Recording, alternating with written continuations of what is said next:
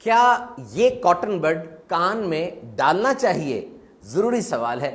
پہلے کان کے بارے میں کچھ دلچسپ معلومات سنتے ہیں، پھر اس کا جواب لیں گے۔ کان کے دو اہم کام ہیں، سننا اور جسم کا توازن یعنی بیلنس قائم رکھنا۔ آواز کی لہریں، ساؤنڈ ویوز کان میں داخل ہوتی ہیں، ایئر ڈرم یعنی کان کے پردے سے ٹکراتی ہیں، ارتعاش وائبریشن پیدا ہوتی ہے اور انسان سنتا ہے۔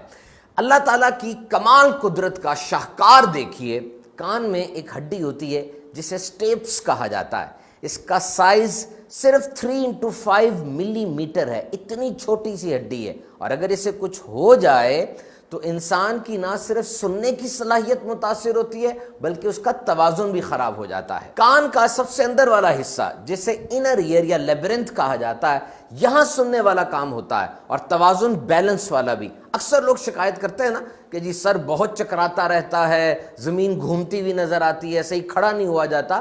اس کی ایک وجہ یہ کان کی خرابی بھی ہو سکتی ہے۔ بہرحال یہ تو مستند ڈاکٹر ہی گائیڈ کریں گے۔ اور کبھی ایسا بھی ہوتا ہے کہ نزلہ زکام ہو جائے تو ناک میں اور سر میں درد کے ساتھ ساتھ کان میں بھی درد شروع ہو جاتی ہے۔ کان کے اندر ایک ٹیوب ہوتی ہے جس کو یوسٹیشین ٹیوب کہا جاتا ہے۔ جب اس میں نزلہ آ جائے اور یہ سوج جائے تو پھر درد شروع ہو جاتا ہے۔ اور اب آئیے کاٹن بڈ کی طرف، جس کی مدد سے گند نکالا جاتا ہے۔ یہ گند نہیں ہوتا، یہ ویکس ہوتی ہے۔ کان میں ایک کینال ہوتی ہے، چھوٹی سی نالی جس کو ایکسٹرنل آڈیٹری کینال کہا جاتا ہے۔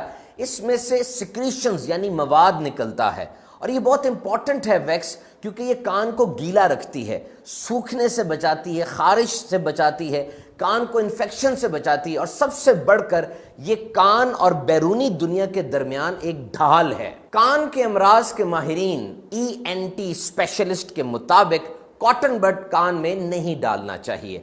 اگر ویکس زیادہ ہو جائے، اریٹیشن ہو، تو اب کسی ڈاکٹر کو دکھائیے، وہ پہلے ڈراپس کے ذریعے ویکس کو نرم کریں گے اور سکشن کے ذریعے اس کو نکال دیں گے۔ پرفوریٹڈ ایئر ڈرم، کان کے پردے کو جو نقصان پہنچتا ہے، بہت سی وجوہات ہو سکتی ہیں۔ ایئر پریشر جب تبدیل ہوتا ہے، انسان بہت اوپر چلا جاتا ہے، بہت نیچے آ جاتا ہے، ہوائی جہاز وغیرہ میں، یا ایکسیڈنٹ ہو جائے، سر پہ کوئی چوٹ لگے، یا کوئی بہت اونچی آواز انسان ایک دم سن لے۔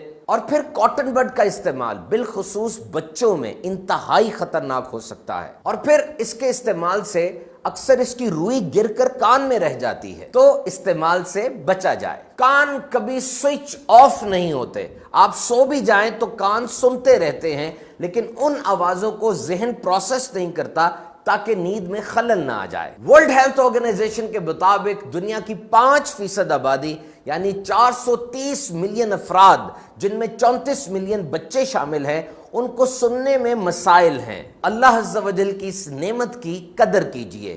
کانوں سے تلاوت کلام پاک سنیے، نعت پاک مصطفیٰ صلی اللہ علیہ وسلم سنیے، غیبت، چغلی، بہتان اور گناہوں بھری آوازیں نہ سنیے۔ فرمان مصطفیٰ صلی اللہ علیہ وسلم، جو شخص کسی قوم کی باتیں کان لگا کر سنے، حالانکہ انہیں وہ ناپسند ہو یا وہ اس بات کو چھپانا چاہتے ہوں، تو بروز قیامت اس شخص کے کانوں میں پگھلا ہوا سیسا ڈالا جائے گا۔ اللہ تعالی ہمیں آخرت کے عذاب سے بچائے اور نیکیاں کرنے کی توفیق عطا فرمائے۔